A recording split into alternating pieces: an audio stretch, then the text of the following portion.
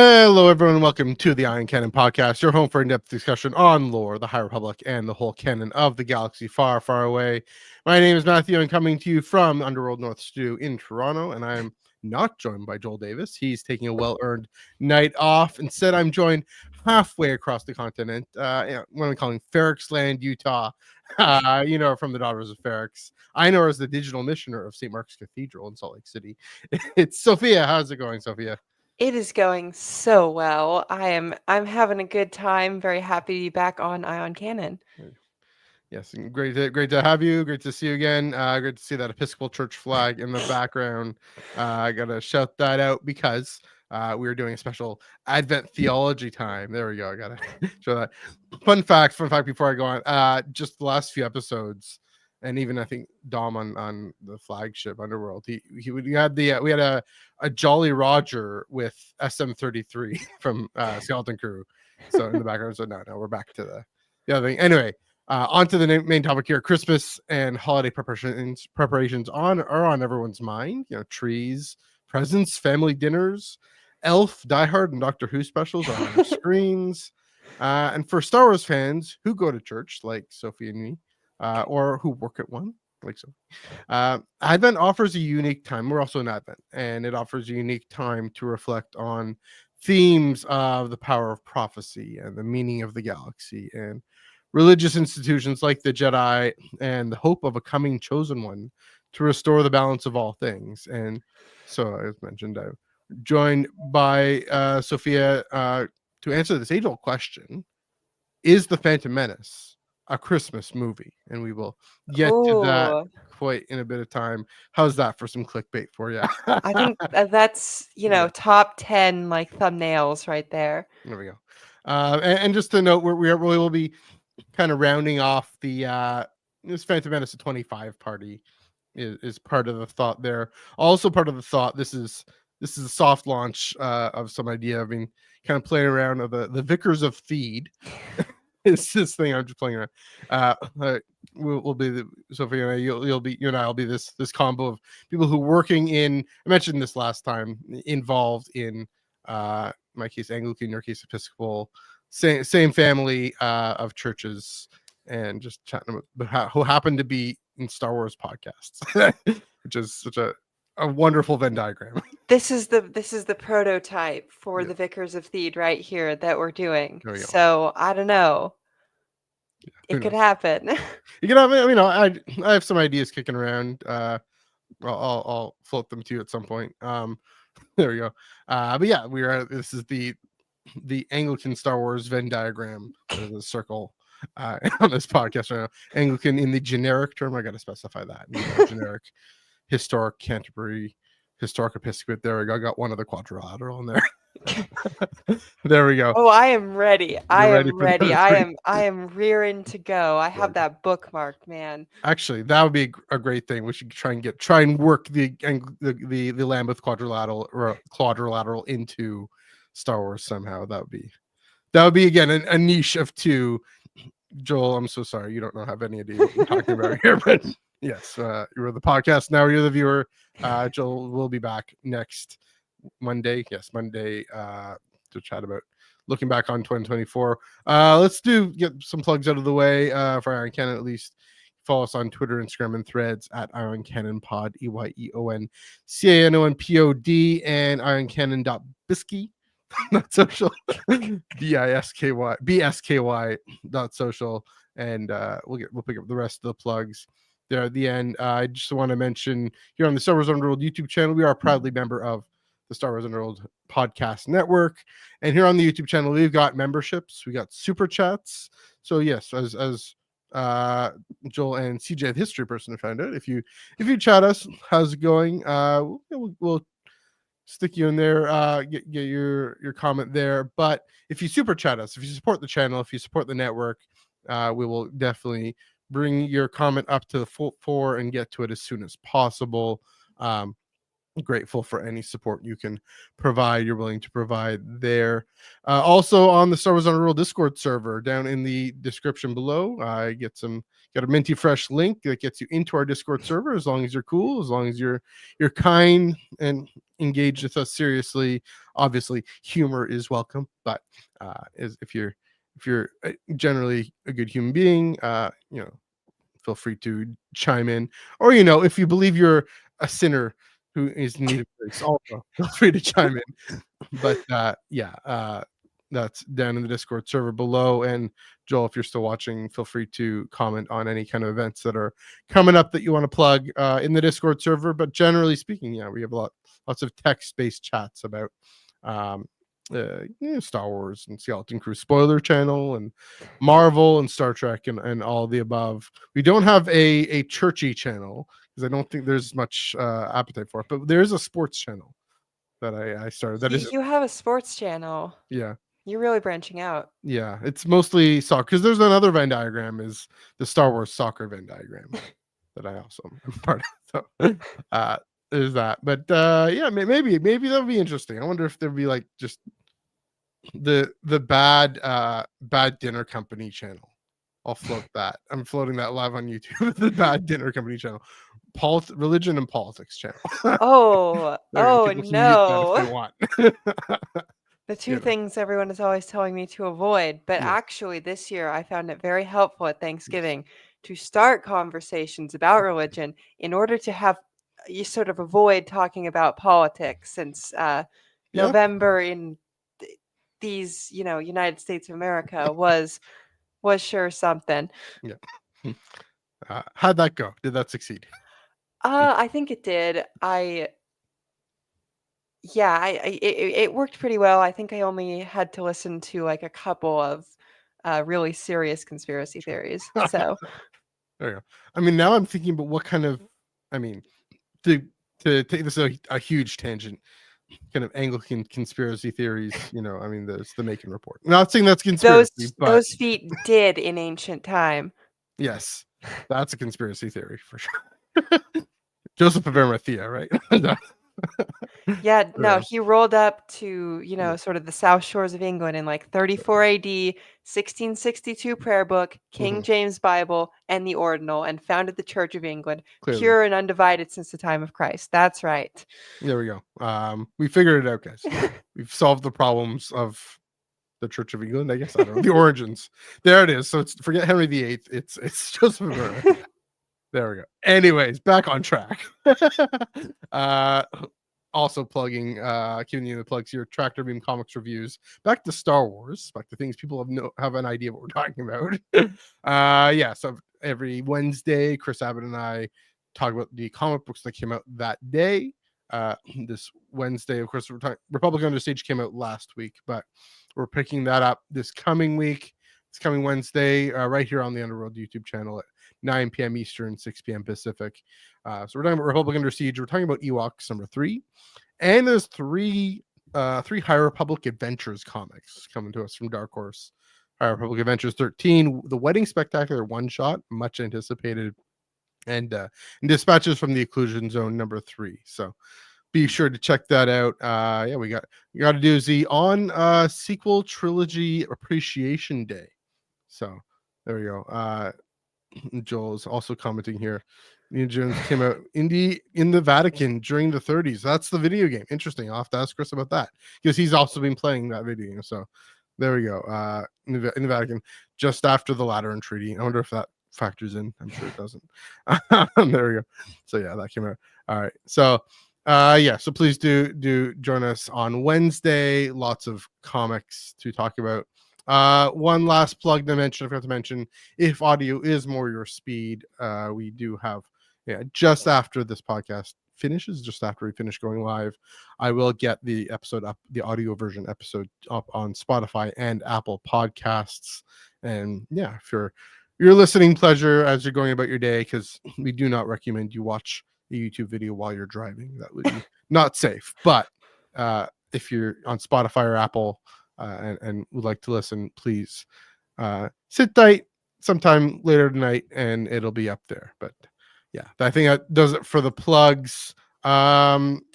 so for start off, segment we like to do our week in Star Wars. Sophie, I didn't think I mentioned this one to you, but I'll put you on the spot here.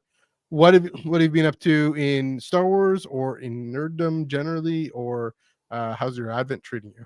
I think my only engagement with Star Wars this week has been I've been rewatching Phineas and Ferb because Okay. I love Phineas and Ferb, and I watched the Star Wars special, and then as far as like other sci-fi goes, I've been getting into Larry Niven's Ringworld Hmm, series, which is very good and I think kind of a classic of science fiction. So that's been my nerddom. There you go. Uh, let me tell me more about the Phineas and Ferb, because I haven't seen it. I've only heard of it, but like, what is it? What kind of creative spin do they take on it? So the entire show is sort of based on the idea that the disc, like there's a little disc that they put in R2 with the Death Star plans on it, Okay. and he loses it. Phineas and Ferb live on Tatooine. They find it and they like sort of, battle their way through the Death Star to get it back to the rebels. And then go live back on Tatooine happily ever after. There you go. It's sounds almost like a Manny Bothans, or not a Manny Bothans. Oh, why am I blanking on? Who are they? The Tag and Bink. Tag and Bink. Sounds like a Tag and Bink situation, but maybe is it more for younger audiences, or The thing about Phineas and Ferb is that it is definitely a kids show, but it is one of those kids shows of the kind that likes to like leave plenty in there for the parents. what? So yeah, it's for kids, but it's also still kind of funny. Sure. I mean, Joel saying, they don't just live on Tatooine; they Yes, love Tatooine. they love Tatooine. There's actually a whole musical number about how much Phineas and Ferb love living on Tatooine. All right. It's an acquired taste, I guess. There we go. Yeah, I'll on a bit of a different tone. I finished Tempest Breaker, the audio drama by Kevin Scott, moving the High Republic story along really, really profoundly and really significantly. We will do, as promised on Tractor Beam, we will do a full review probably sometime in January of that. Get a bit of a roundtable going there. Um, because it definitely picks up on from the comic book run, very clearly, very clearly. I mean, what I expected it would do, and I do wonder again what would have been an issue. I guess issues uh, 11 and 12 of the Marvel comic book. It definitely picks that up and then pushes the story forward to the same extent that a novel would, and that was really surprising and pleasantly surprising. It really does bring everything together, clearly setting everything up towards the series finale, the finale of the High Republic initiative, uh, in ways that are very exciting and moving, especially because it does this by also moving Keeve's story forward and Lorna's story forward, and also in significant ways as well. Starts to really seed in what we know Keeve Trennis is going to do, and how it gives us the clearest sense of why that we've ever seen. So again, we'll talk about more about that and maybe in January, but for now, yeah, it's of the. I know this is recent. I know it's recentism, but say of the I guess the 3 High Republic audio dramas so far. Has it been 3? Have there been 3? Yeah. Sorry, but the 3, and then I mean Kevin Scott's uh Dooku Jedi Lost and the Dr. Aphra one. This one's the best of them all. So you know, definitely building up on everything that's come before. Really, yeah, really well acted, and just gets me thinking. I know, Sophie, you haven't gone too much into High Republic, but you haven't gotten to it yet. But here's my pitch for you: is it's like your favorite TV series that maybe the uh first season has some good things going for it, but they're still figuring out how to write the story, tell the story. It's like By the Dune. You just have to get through the first 100 pages of Dune, and then you're into the Yeah, good bit. So it's like that. yeah, it's interesting. Yeah, I mean Dune, I didn't mind the first bit. Yeah, I guess I pushed through. I remember reading that one, pushing through. yeah, like anything. I mean, I love the beginning of phase one. I thought it was pretty great, but not necessarily for everyone. And they didn't quite know, they hadn't quite figured out how to do this whole interconnected story initiative. Phase three is it's kind of low key perfect. It's just firing all cylinders. It's everything is fitting together and coming together. uh, but you have this thing that comes out in December of 2024 when the initiative's ending in June of 2025, and so it moves the story along just enough, but not all the way, so that there's still plenty of story to tell. It's almost to say it's the season premiere of the last season, and at this point they clearly know what they're doing and have things plotted out and figured out. Let's hope they nail the ending. Let's hope they land the ending. Everything's set up for them to do that, including in this audio drama. So I know you've been heavily encouraged to get into High Republic. Peer pressured. You're being peer pressured into getting to High Republic. And we're going to talk about some things with High Republic. Trying not to spoil too much, but what you've heard, what kind of intrigues you, what I mean, I don't quite know fully the reasons, but you just have other things going on. But what maybe kind of gives you pause, I don't know. Well, what's really interesting to me is a lot of our politics, in the year 2024, as a politics person of the Star Wars podcast, right? A lot of our politics are based on nostalgia, either for a time that existed or for a time that didn't, and most of the time the latter. And so how the stories that we all sort of grew up with, the prequels, the sequels, the original trilogy, all of that sort of calls back to the High Republic period, to like, oh, the Republic, it was so virtuous, it was so cool, everyone was great back then, versus now when we suck. That's really interesting because it really mirrors a lot of the ways that we talk about our own past and our own present and our own future. So I do find that aspect very interesting. And also, I quite like the idea of like starships blowing up planets by exploding in hyperdrive. Like that is quite cool to me. Going all the way back to the Great Disaster. Yeah, I mean that's the thing. It starts off this 8-chapter relentless movement towards Hetzel. Yeah, is really exciting. And then everything about nostalgia. Definitely. When Obi-Wan in the hut with Luke. For 1,000 generations. So that's how it was introduced, right? Project Luminous. The Jedi were guardians of peace and justice in the galaxy, and he has this hankering for this era that he never even saw. In a way, I mean, you think of it. Well, because he wasn't a guardian of peace and justice. He was a wartime general for most of his career as a Jedi Knight. So, well, basically his entire time, most of the time. That's true. Even the lead up to the Clone Wars, things were starting to. It was already starting to. They had already fallen apart. If Darth Maul is to be believed, which he is. So that's a great point. And then of course, even Star Wars fandom. I mean, I don't need to convince you about how important it's, how heavy nostalgia is in fandom. That's a great point that this is actually showing this time. And actually, Lena, so it wasn't perfect. I'm shocked. Oh my gosh. Right. There's that. But that's the fascinating thing. It wasn't perfect, but you never get the sense that any of the chancellors, they've shown 3. In phase 1 and 3, Lena Sone phase 1 and 3, and then Greylark and what's his face? the other chancellor.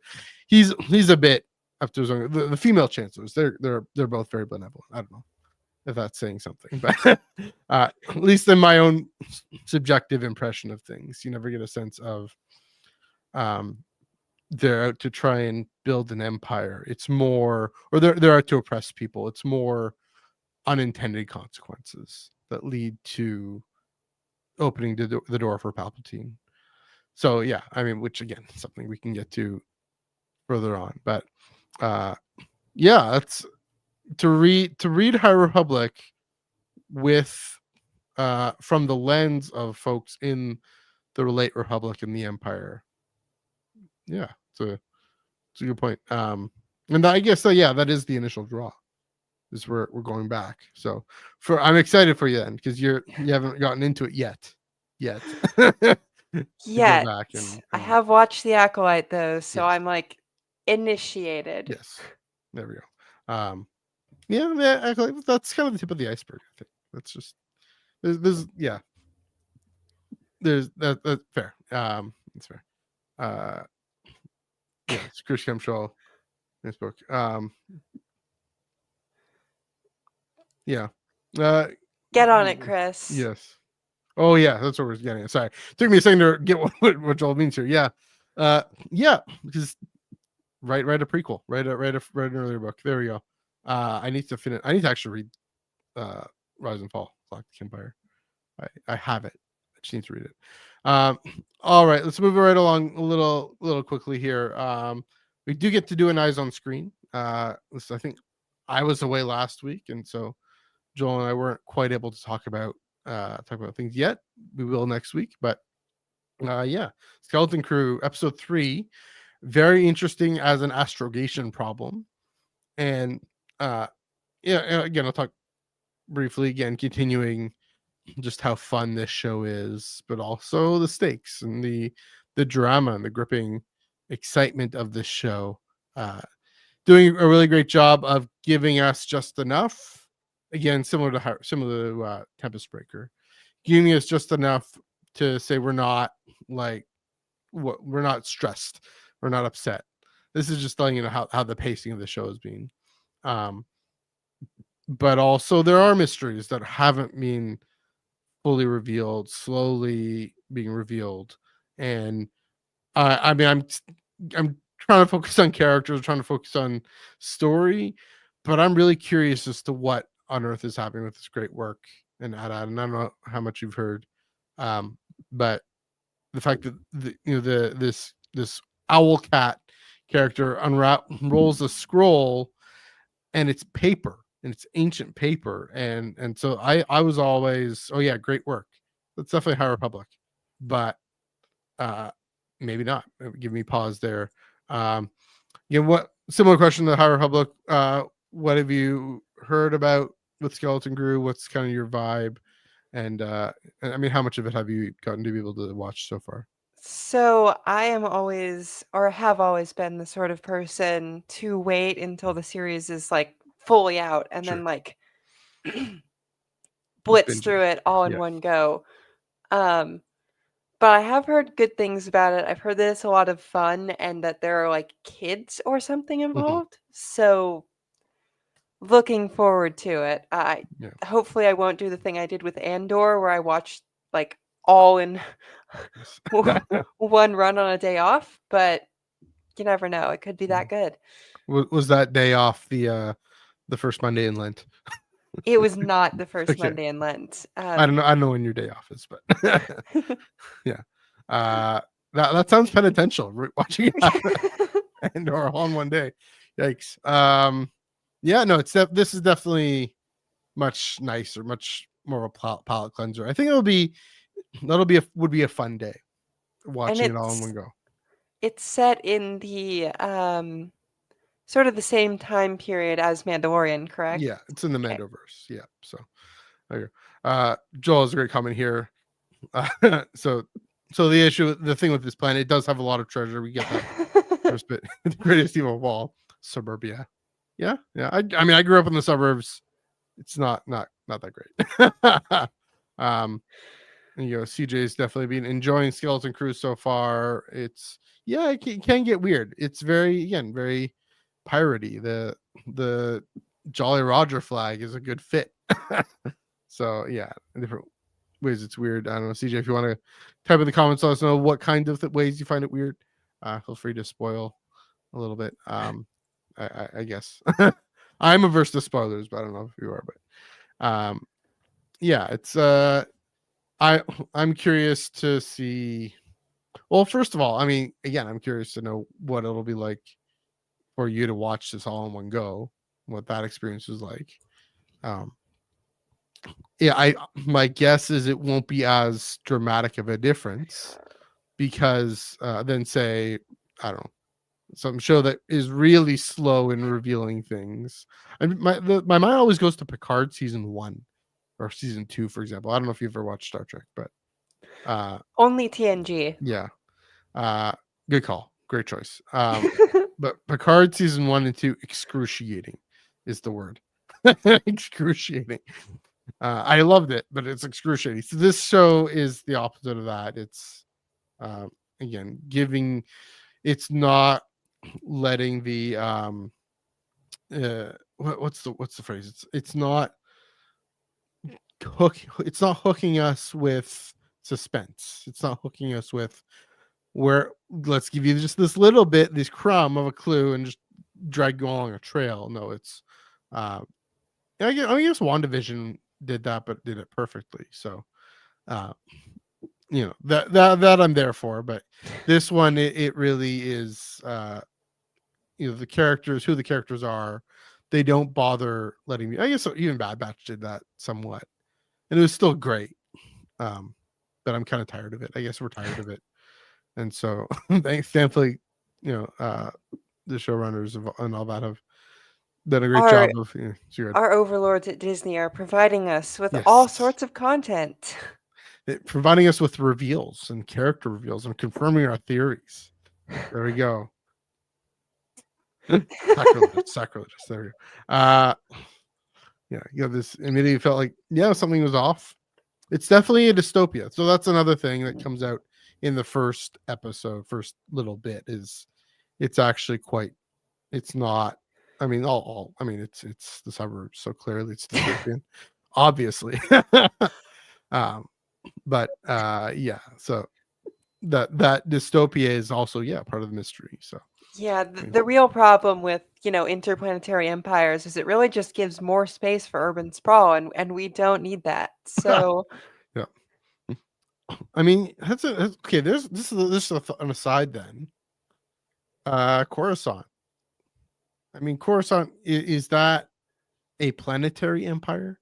Was that a planetary empire? I think Ellie and I calculated how much floor space is on Coruscant in one of our episodes one time when we were talking about trains of Coruscant or something, because I'm a nerd for that sort of thing. And it's something 5,000 times the surface of the Earth in terms of livable area. And the number of people that they have living on there is way too low. And that is my main gripe with Coruscant. They're like, oh, there's 1 trillion people living here. No, you could easily fit gazillions of people. I wonder if it already does have infrastructure problems, huge infrastructure problems. Would that skill issue? Yeah, would that multiply the problems, or would that make it easier if there are more people? I don't know. It depends on your infrastructure problem. If it's oh, we don't have enough water, cough, Salt Lake City, cough, then you'll have additional problems. But if it's oh, we don't have enough people to work in our 10 billion factories that we have here, then it could solve the problem. I don't know. There you go. It's a good question. Also, I forgot you're also a transit nerd, which I would be if I actually understood it. I pretend to be. So good you have actual real transit nerd. You see, the thing is, if you live, you're in Toronto, right? Yeah. If you live in a city that has good transit, you don't have to be a transit nerd. So then I should be a transit nerd. Oh, hot take. Somebody does not like the TTC. The transit nerddom in Toronto is just, why is TTC so terrible? and then transit nerds in Salt Lake City will say, actually, it's not terrible. It's pretty good, yeah. Pretty good. Yes. Yeah, take another shuttle bus. But anyway. There we go. Here's some here's some high praise. There we go. Oh yeah, well I guess I gotta give it a listen, give it a watch. Yeah, Coruscant traffic. Uh so yeah, the skeleton crew, yeah, off to a fantastic start. I mean part of it, I mean, I'll ask you this, what's your level of hype for the show? Does it get higher as we all go on? I am excited. Yeah, honestly, after this little discussion here, I'm Mhm. like, should I start watching? Should I, so we'll see. Yeah. I think you should, but you do you. Different way of consuming content. I know consuming content. That's Nicky way of putting it, but engaging with content. Engaging with content. It's always a two-way street. I learned that in preaching class. Actually, it's always if you're listening to a sermon, you're actually engaging actively with it. So no, you're not consuming content. You're engaging it. There you go. Yeah, I think yeah, it'd be interesting to see even to see what trying something different, how that changes just your relationship to Star Wars. I don't know. I'm just curious there. I will say, I do wonder if the appeal of the show, in part because the hype was just a lot lower. I once even made a joke saying, "Oh, there's a streaming service coming out, a streaming show coming out, Skeleton Crew. What's happening?" Um, and so I wonder if just that lack of because the Acolyte was so hyped, and that part of it, And then everyone was like, "Oh, it's so terrible." Ah. yeah, exactly. Which to say the Acolyte isn't terrible. It isn't as great as it could have been, but at least that's my take, and I Yeah, don't think it's because a they hot killed take. Jackie. Yeah, that's part of it. Killed Jackie, killed Yord. Uh, you know, there are different issues with it, but because it was so hyped that its inconsistencies and weaknesses get magnified. Whereas I wonder with Skeleton Crew, we're just not noticing them, not feeling them, or they simply aren't there. It actually is that great. I can't tell. I'm loving it. But also I'm a bit of a shill, so there we go. Uh, all right. So if you do end up starting watching it, let me know. uh, I'm definitely curious now. There you go. Because it's 8 episodes. We're in third episode, so it'll definitely take us over the year break. Oddly enough, so it'll be into the new year. I'm pretty sure.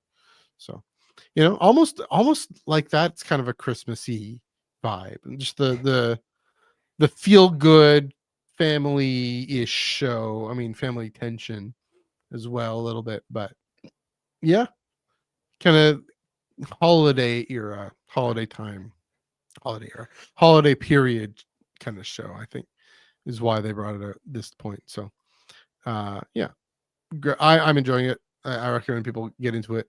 Um, but teach their own. However, they engage with Star Wars content. There we go.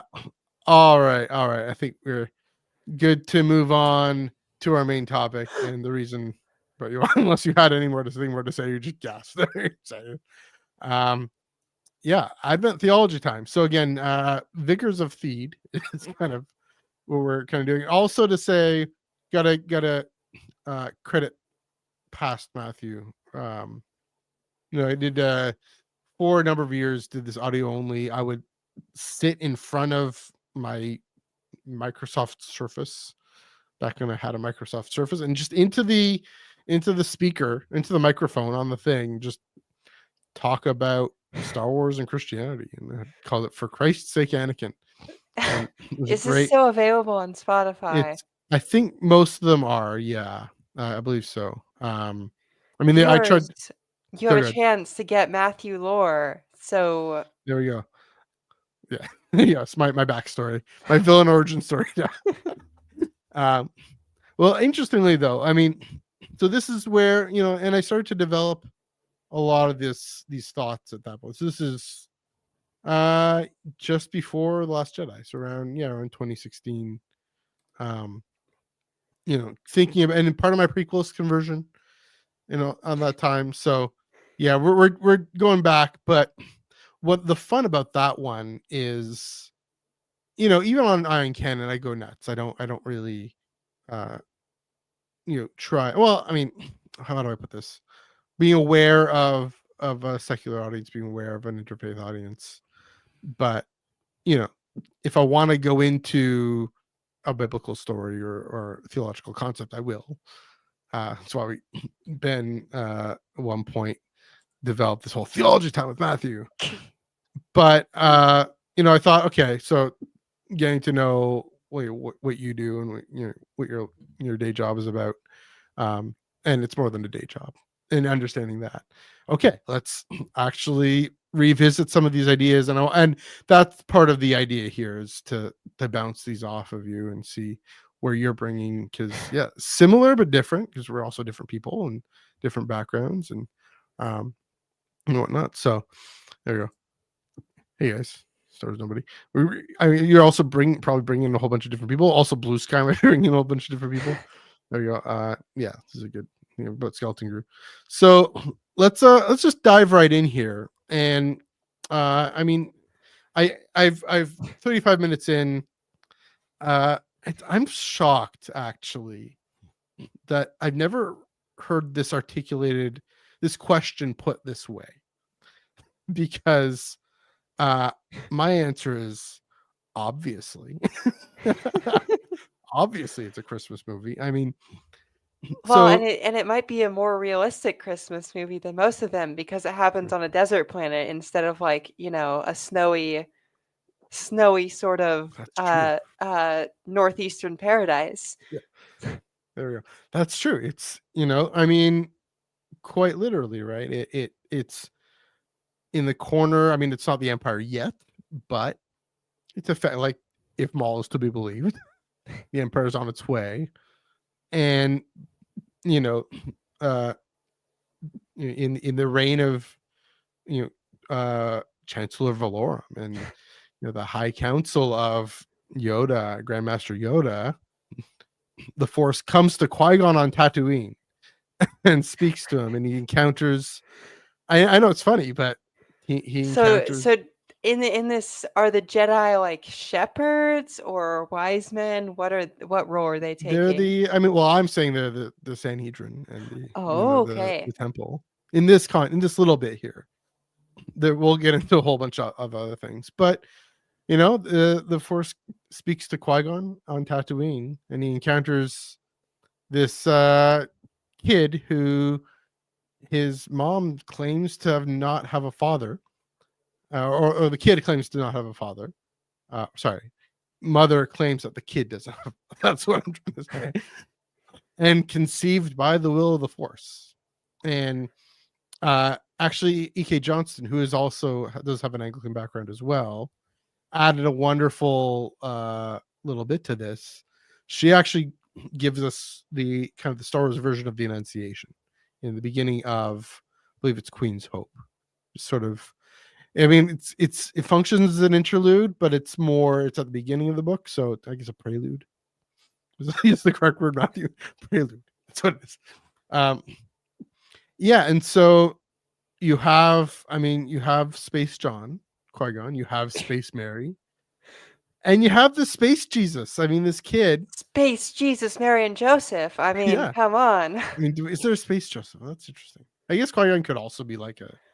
I was going to say that, like, Obi-Wan could be like. Yeah. Could be Joseph. Yeah. And so, and in 2015, 2016, starting to think about this, and oh wow, so clearly this is where there are other virgin birth myths out there. I think in ancient Egyptian mythology there is one, but the one that George Lucas, Zen Methodist, has at hand is from California here in the West, as Dermot McCulloch would say, Chalcedonian California. That's Chalcedonian Yorkshire is the used. This is in his. Have you ever read his Christianity, the First 3,000 Years? Actually, that is on my. I'm getting that for Christmas. So okay, it's actually a very easy read, believe it or not. It's the longest book I've ever read. But it goes by so quickly. He's just such a great job. Anyway, he's talking about the Council of Chalcedon. But jumps ahead, just says, okay, yeah, in 17th century Yorkshire, there's a guy contemplating, different, Trinitarian formula here. And yeah, in Chalcedonian Yorkshire. So in Chalcedonian California, um, back then, I guess it was still. Yeah, that's where George Lucas goes. And so, yes, it's definitely Christmas movie. There's deeper themes there, but so the virgin birth and the, conceived by the will of the Force, and to everything, even James Luceno going into, what about that has struck you? What about that has, you've come to over your engagement with Star Wars? Well, I mean, so first of all, I mean, obviously, I think it has to be Christianity derived, because Yeah. there is no way that George Lucas ever has like looked deep enough into Egyptian mythology to hear. I think it's Horus. I think so, yeah. Horus, who is born of a virgin in Egyptian mythology. There's no way bro was looking that deep into that sort of thing. That's not his style. But aside from that, I do think it's interesting to contemplate how Anakin could be like an expression of a very American misunderstanding of the Trinity. Interesting. All right. So we have in this country, and it had really developed by the time George Lucas wrote the prequel trilogy, we had a very strong evangelical culture. Sure. And evangelicals have a real tendency to emphasize the humanity of Christ over the godhood of Christ. And Anakin is clearly not like the Force. He is like of the Force, if that makes sense.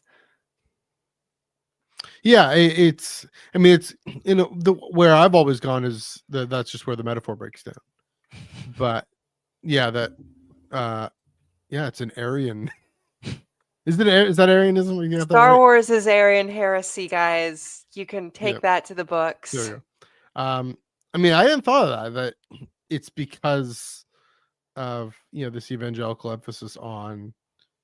Yeah, I mean it's almost the penal substitution thing of. I mean, the penal substitution, you have to be Aryan in order to believe that, right? You have to believe some here I go. Oh gosh, ontological separation between father and son in order for the son to hold the wrath of the father back. Yeah. So I mean, I don't know if that's entirely where you're going with that, but yeah, that works perfectly. Yeah, and I don't know. I always like to look at people's background to understand where they're coming from with when they write things like this, because it's important, and it can be very sort of informative to see why people have written or made a movie in the way that they did. Yeah, I'm just trying to think. I do think one of the things to think, well, that's where you're saying where the metaphor breaks down. I mean, it would have been interesting to see what that would mean for Anakin to be, the image of the invisible Force and the incarnation of the Force. If that, I don't know if it entirely would make sense in Star Wars, but that's the thing. I mean, it would probably be kind of what C.S. Lewis does with Aslan and that kind of thing.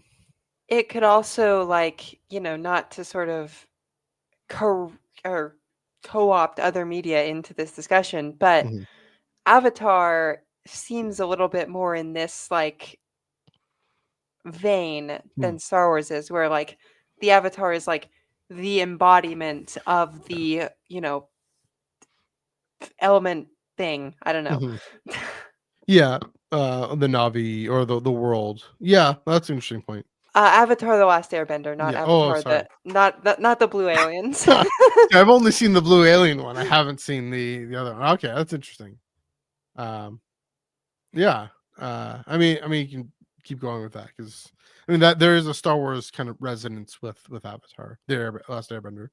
I wonder if Dave Filoni kind of went for that. I mean, that brings us to Mortis. I mean, don't have that in the notes, but no, I've always seen Mortis as the closest we've gotten to some sense of at least at least Anakin's destiny, and this the way I call it an allegory, in the sense of it is telling the whole story of Anakin's destiny. You know, maybe that's where, I mean, just to kind of bring it back, where it gets into a bit closer to, I don't want to say orthodoxy, but yeah, a bit closer to the Chalcedonian definition, right? The Nicene and Chalcedonian definition here of I guess the Star Wars version of it is that ultimately Anakin is the pure expression of the will of the Force, and is empowered by the will of the Force. So yeah, that to bring balance, and this kind of gets us. I mean, that's the interesting thing is what James Luceno does.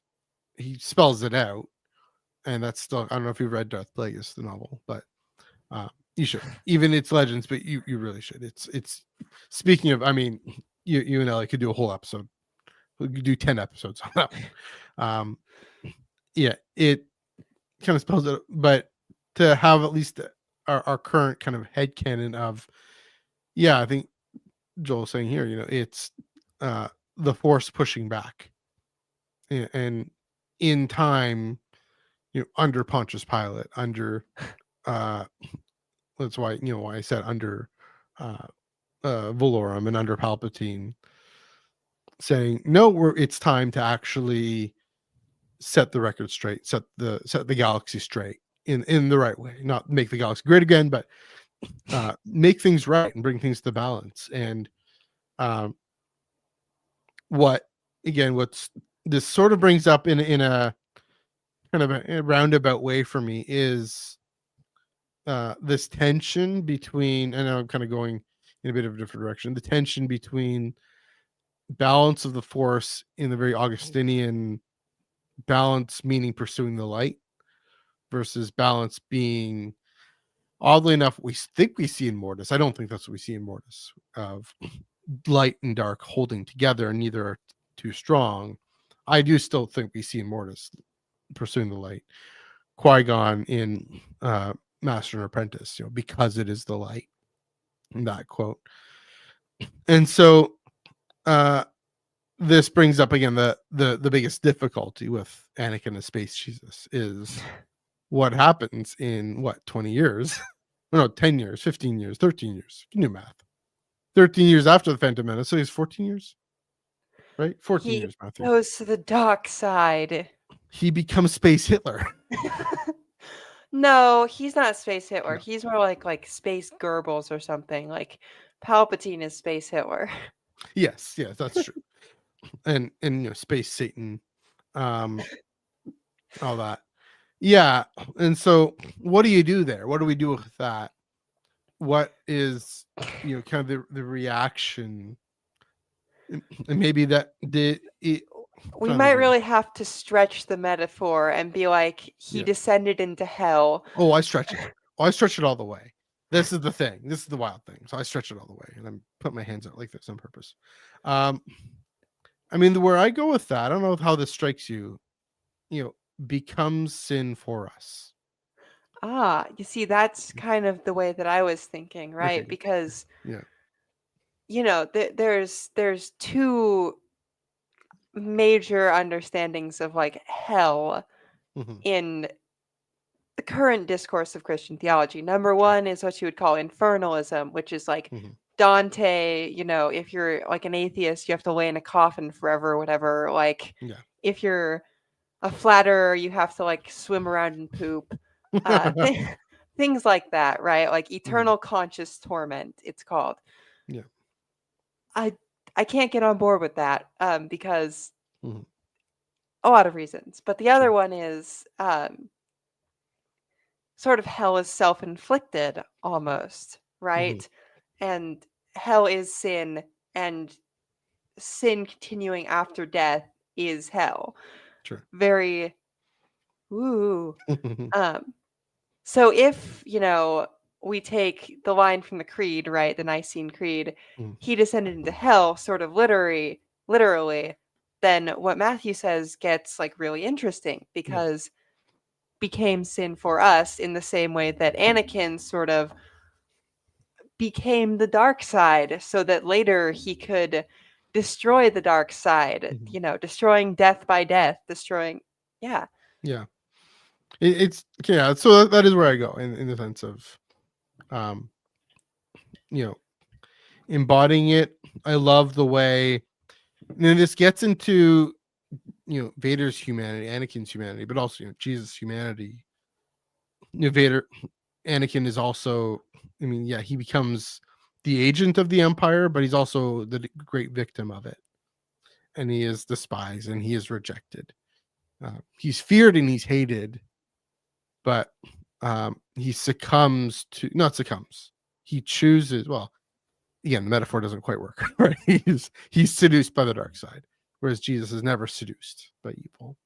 But there is still this resonance of becoming the taking on the object of hate and scorn and oppression of the Empire.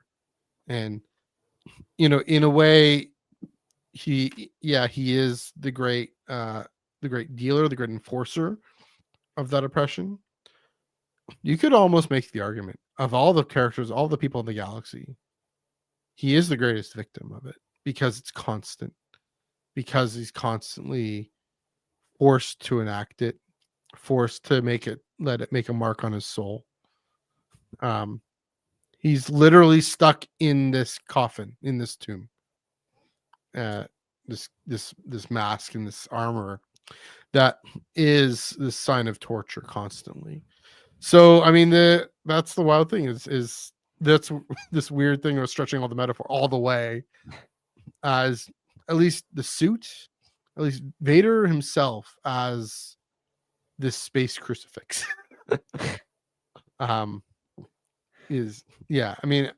It seems like you have kind of gone there in a little bit in that direction, but I don't know, how does that sit with you? I do rather like Vader as the space crucifix. That's a really good line, if nothing else. And but yeah, no, to think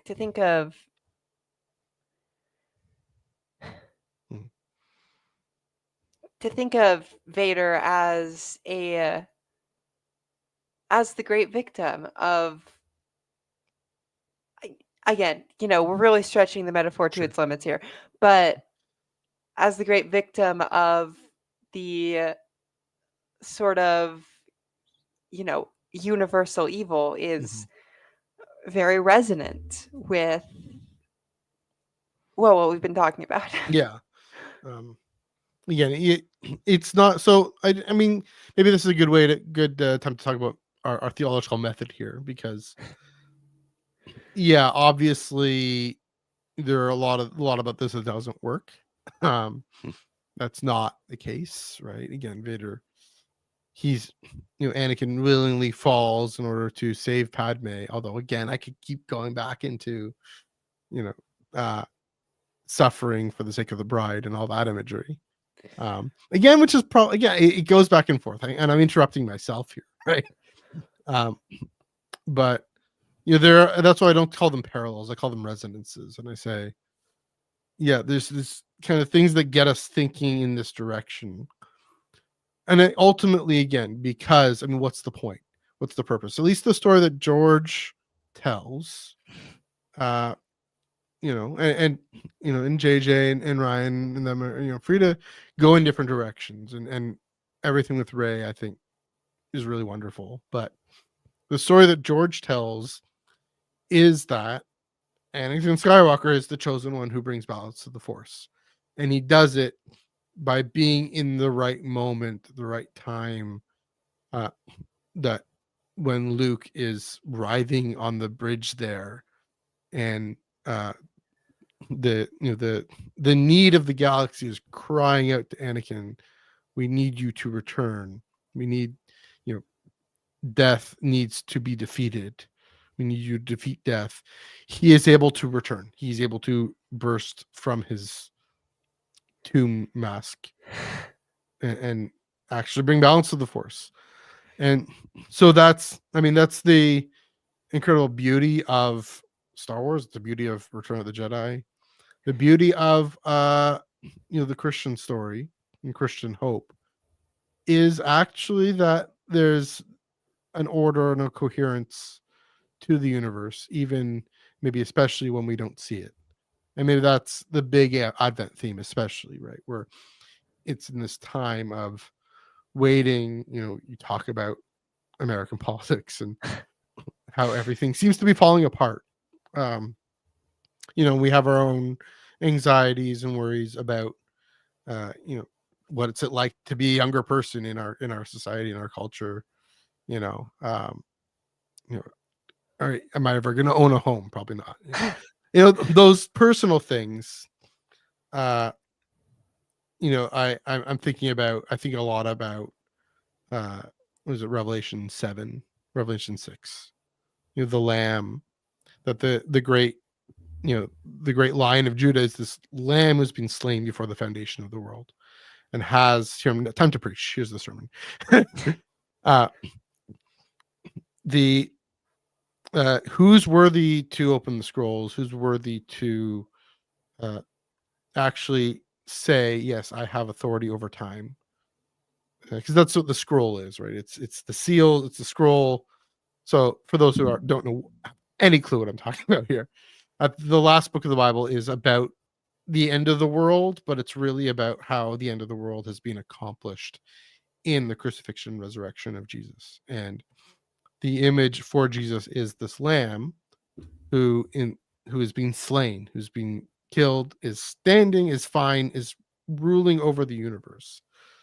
And the expression of that rule is there's the scroll, the story of existence, the story of the galaxy, the story of the universe, and the story of all our lives and of the world.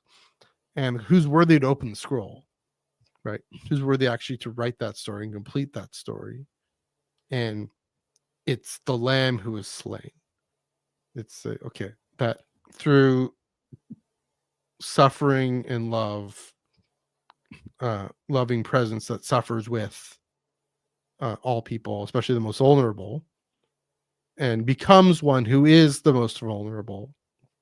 That is, that's actually the way the story unfolds, and it comes to its conclusion in restoration of all things, in all things with God, and so that's actually the message of Revelation. I think it's the message of Star Wars. I mean, it's the Christian message, is that God has ordered all things to the good, even and especially when we don't see it, when we don't experience it. Also, to say our lack of experience or lack of feeling it is valid and is real and is understood by God. And so, that's one of the things. This is a bit of a tangent, complete tangent, but not quite, but parenthetical. I do want to see some Star Wars material reflect on that more, and reflect on Anakin's great work of restoring the galaxy. We haven't gotten enough of that. We're getting a bit of that in Ahsoka, I think. But yeah, so the word of the Lord. Thanks be to God. Yeah. No, that was good. I also want to say, as far as sort of Darth Vader goes and his sort of redemption arc, let's say, that very much mirrors like the path of the believer, right? In that, sort of swapping roles for Luke and Vader for a moment, where Vader is, us instead of Christ. we get into these spots where we're like, we're dead to ourselves, we're dead to the universe, we're dead to God, because we have chosen to sort of, I'm going to only do my own thing. I'm going to live my own life. Well, whatever. I'm sounding very evangelical here, but because we're afraid. we're afraid. Or tired. Darth Vader, the point, one of the sort of tragedies of Darth Vader is, right, that he had the entire time the ability to not be a Sith anymore. Yeah. It was always a choice. And then Luke comes onto the scene, and it's like allowing life to spring up anew within Darth Vader, allowing Anakin instead of the sort of mask that had been imposed on him. And that is very meaningful in its own way. Yeah, I do think about that too. That, well, that's the great kind of irony about Vader, about Anakin's story, is that, and the irony, almost the happy fault, right, the Felix culpa, a little bit, not really, but in the sense of like almost the comedic happy irony is that, that the reason he falls to the dark side is his fear of losing Padme and losing everything she represents to him and she means to him. His hope for the future, a meaningful future. And the way when he comes back is when the son of Padme is in trouble, he can finally prevent this one from dying by sacrificing himself. And maybe that was just it, is he wasn't maybe able to or willing to sacrifice himself for Padme. Not that situation would never have come up if he hadn't turned to the dark side and force choked her. But I mean, that's the tragic irony of that story. But that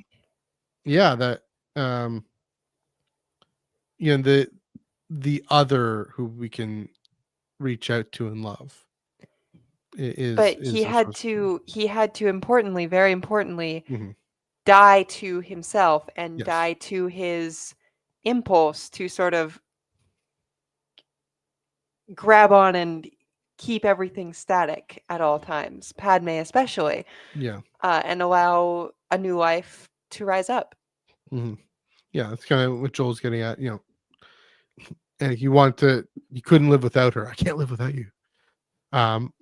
And then with Luke, it's Anakin would rather Luke continue and live regardless of what happens. And that sacrifice.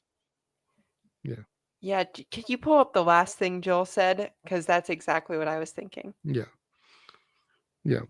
Which is interesting. I mean, what does selfish love mean, if that's possible? Like attachment. But I mean, maybe the Jedi. Well, and we'll get to Jedi in a minute. But here's kind of an interesting thing. There is, I think one of the things, maybe this is a bit of a caveat, a little bit, is, selfless love doesn't mean the denial of self, right?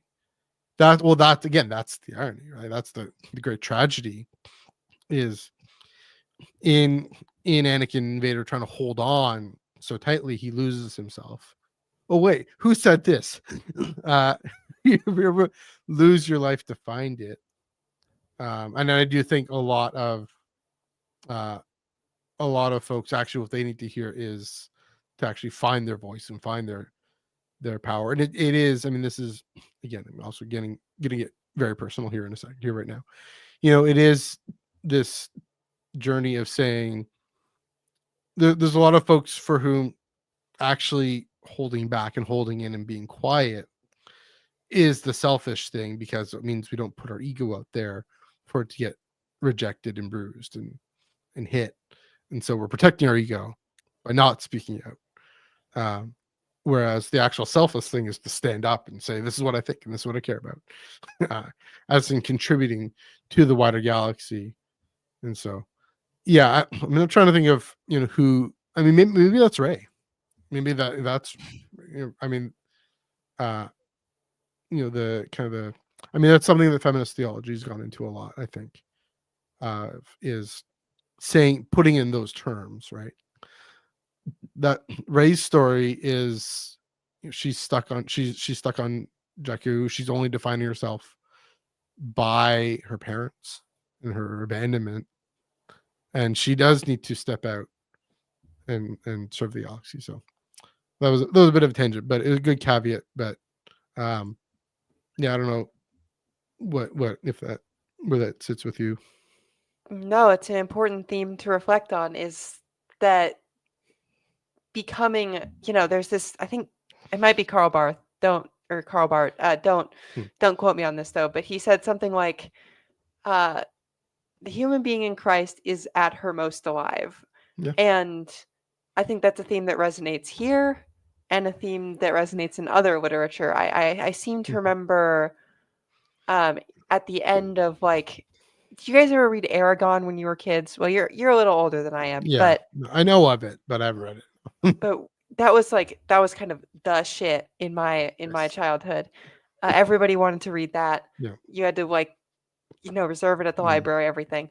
And at the end, it starts off, it's a very hero's journey story. The kid starts off as like a farm boy and then becomes like, lowercase g god, right? Like, Sounds kind of familiar. extreme power. Yeah. And as he's reflecting at the end of the series on his whole journey, he's like, I'm not who I was when I left, what is it, Palancar Valley or something? And the same can be said to be true of Rey. When she steps outside of this image she has of herself, she becomes herself, but also someone different than she was before. True. Yeah. Yeah, I was taking a sip of water there.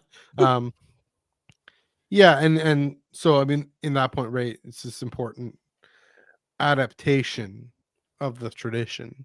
And maybe that's where I'll go next.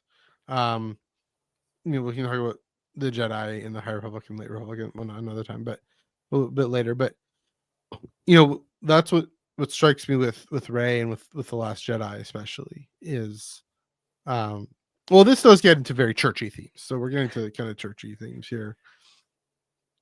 I mean, it's my conviction that the biggest challenge of at least the biggest challenge of mainline Christianity right now is I mean, it's especially in, well, this relates to what I was gonna, the second part. Yeah, sorry, train of thought here. The biggest challenge is in moving on from Christendom, and in saying, and there's kind of this obvious, clear, but I think a little bit of a surfacey aspect to that. Kind of the symptom of that is, oh yeah, we like our buildings and we like our money and we like our establishment, and I mean, the Episcopal Church. I mean, well, both of our churches are very guilty of this. We were just off camera. We were talking about the new presiding bishop of the Episcopal Church and how he's clearly called out a lot of this stuff, Sean Rowe, and saying, "Oh yeah, we gotta let go of, some ways let the past die, right, in a more benevolent way than Kylo Ren did." But I think this relates to this struggle. I think a deeper struggle that maybe not so much our generation, thankfully, but I think the generation before us had, of really finding it more difficult than normal of what do we hold on to and what do we let go of. And I think that, to me, is really the liberal conservative divide, is holding on to some folks were, that's what Christendom was, the Christian consensus in society, as the way I describe it. It was everyone went to church, everyone knew the Bible stories. Who knows how deeply they understood them, some more than others. Most people were, I mean, it was segregated communities. I think in Canada it was just largely very white communities, and then Indigenous folks would do their thing, and immigrant communities would be coming in. But by and large, just before that, it would be very white Christian upbringing, and every Sunday you just go to church because that's what you do, and you be actively involved in a probably a part of something the church is doing, but also But it's a social club. It was, I think the extent to which a spiritual community and a social club, where did one begin and one end? It was a lot. It was just more. I want to look at it more. I don't look at it so critically, is what I'm getting at. I think it just simply was the way the world was, and there were things to be critical of, for sure. But it's also, when I was in rural Alberta, let me tell you, those of us in big cities, we could use more social clubs. And so, there's something to be said for the way the church could be served as a focal point for communal connections. But yeah, it was also just simply the thing to do. And so there are the issue for me is the struggle to adapt to the present, and to let go and engage this present reality of we are no longer in a Christian consensus.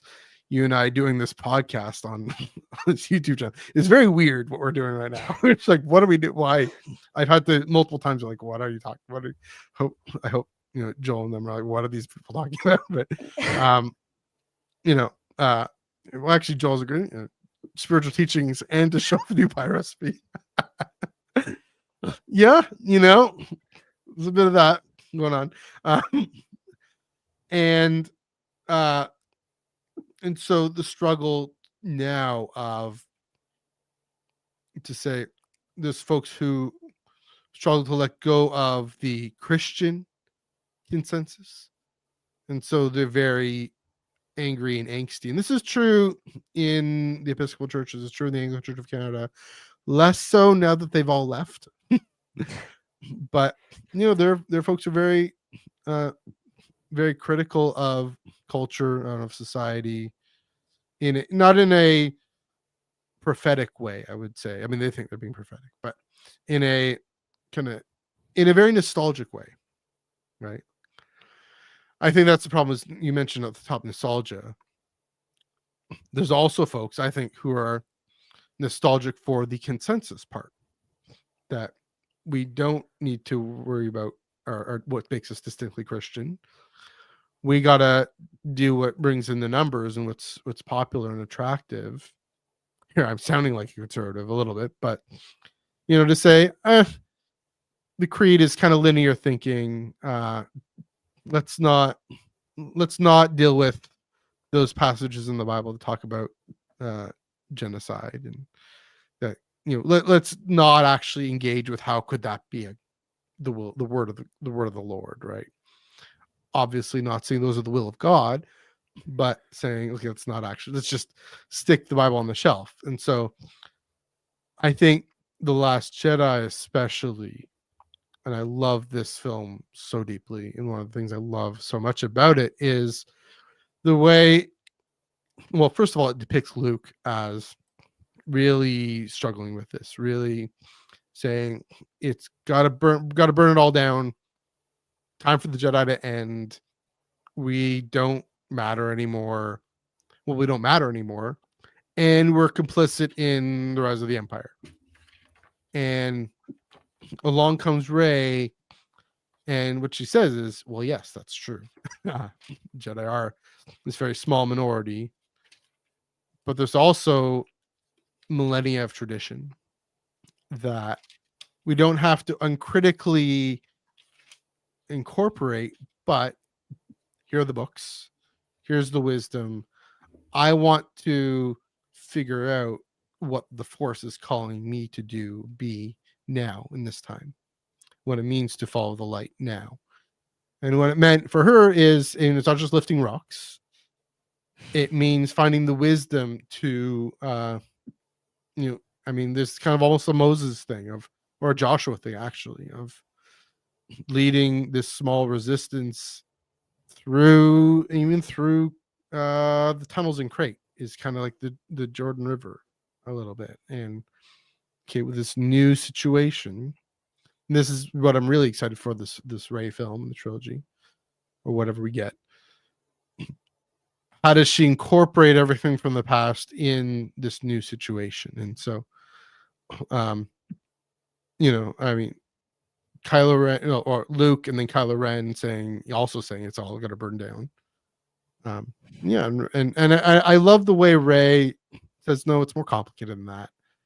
It demands something more of us than simply blindly accepting everything from the past or blindly rejecting everything from the past.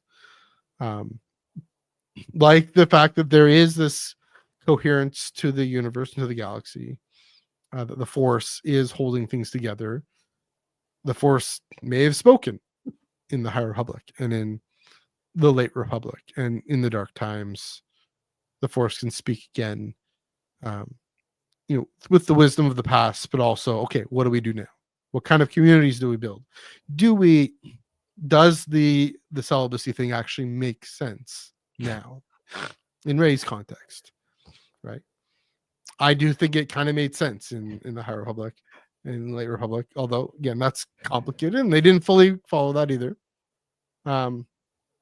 But yeah, those kinds of questions that Rey is even grappling with in The Last Jedi, that she is going to continue with. So, I mean, that's kind of where I see Rey's story. I don't know, what is your relationship to The Last Jedi and kind of these themes in The Last Jedi? So I don't really care for The Last Jedi as a movie. All right. Wait. No, I do care for The Last Jedi as a movie. I don't care for The Force Awakens as a movie. I'm just unable to distinguish films. That's right. And I've always thought it's an interesting movie, right? It's very different from the rest of the Skywalker saga. Yes. Both in terms of pacing and in terms of focus. Mm-hmm. And as it relates to sort of, let's pull out a really big word, sorry guys, ecclesiology, Yeah. I think there are some lessons to be learned. I personally would not have burned down the tree. I think that might have been a bad move on Yoda's part. Yeah. But there is a really important point to be made there. Mm-hmm. And as Matthew was saying, mm-hmm. there is a deep and distressing tendency among people of all stripes in the church to worship something as the church. Like, if you're a conservative, right, it's going to be like biblical inerrancy or something like that. The entire Lutheran Church Missouri Synod believes, which is, by the way, quite a large denomination, about 1.8 million people in the United States. And they are all required to sign a document stating that they believe the earth is 6,000 years old. That is bibliolatry. That is worship of the Bible over worship of Christ. That is willfully deceiving yourself because... Anyway. And then in places like my own denomination, my beloved Episcopal Church, we have people with who you might call liberals or you might call something else, who have a real tendency to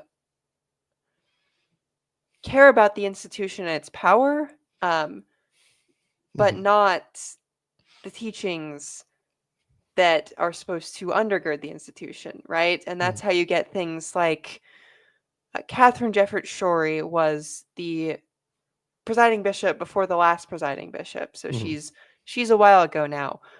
But, despite being a person who probably does not believe that Jesus was bodily resurrected from the dead, she initiated a series of really nasty lawsuits against churches that wanted to depart the Episcopal Church because they held sort of anti-gay views, right? Mm-hmm. And that is worship of the institution, worship of its buildings over worship of the living Christ. Mm-hmm. And so this is a tendency that really exists everywhere, and that's sort of what Yoda was getting at there is, right? You can't worship the book, you can't worship the memory of the past. You have to worship or serve the Force, serve Christ. Yeah.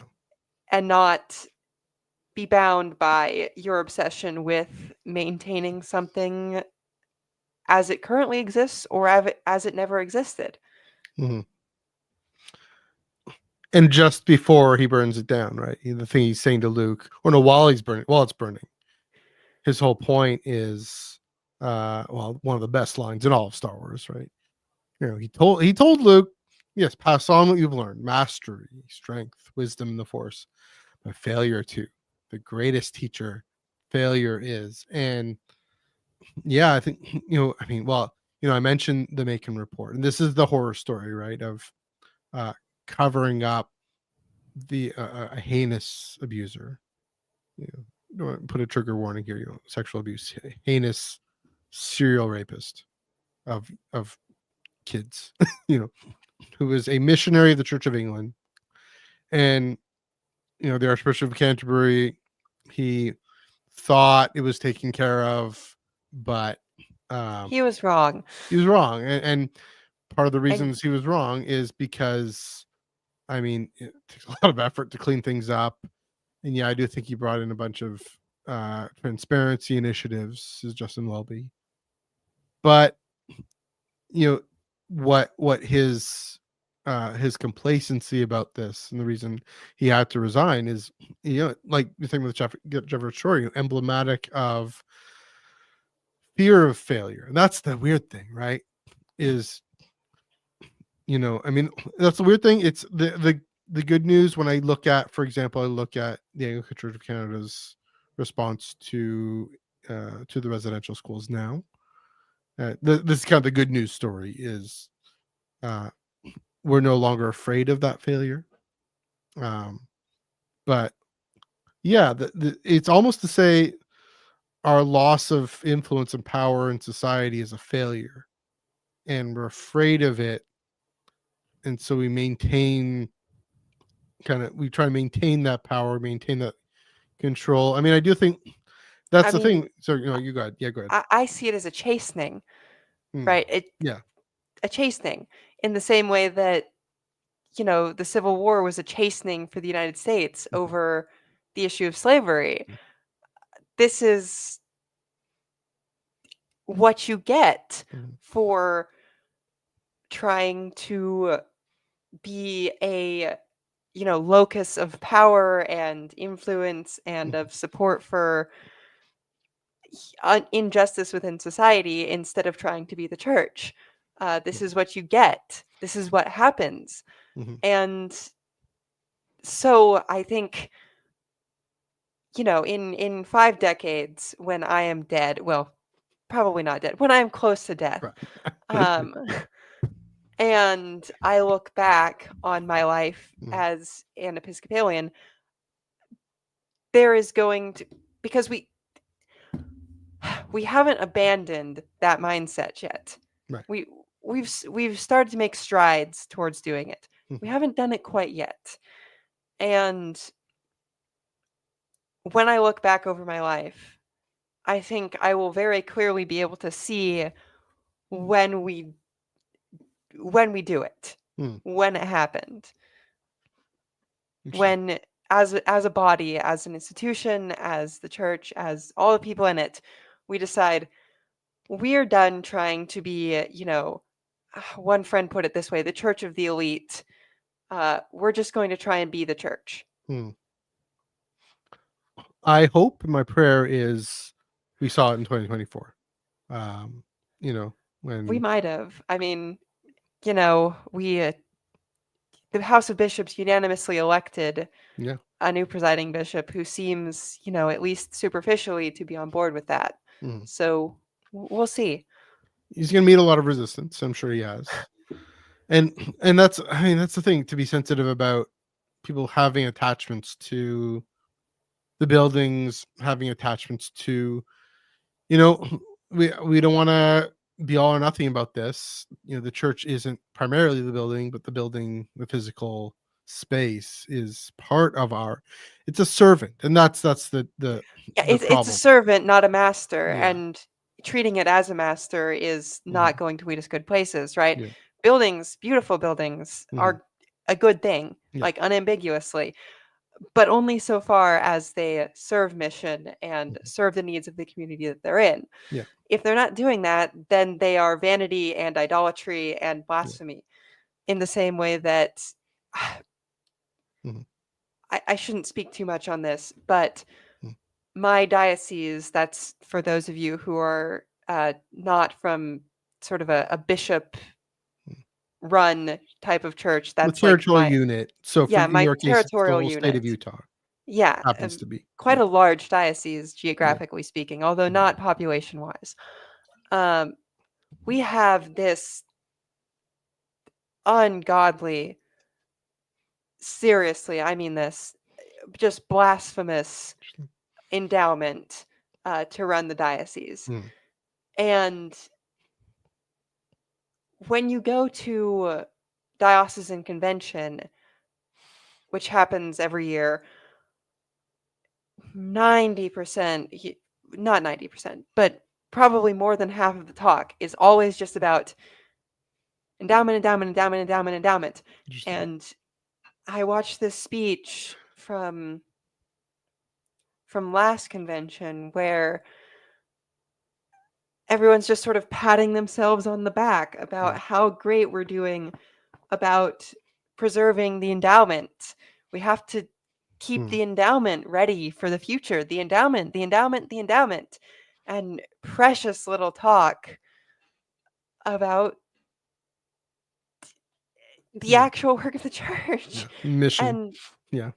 And having an endowment is great and is fine because it can support ministries. And I know in our case it pays for some really valuable work. Like there's a low income housing unit housing development a few blocks of me that is run by that endowment.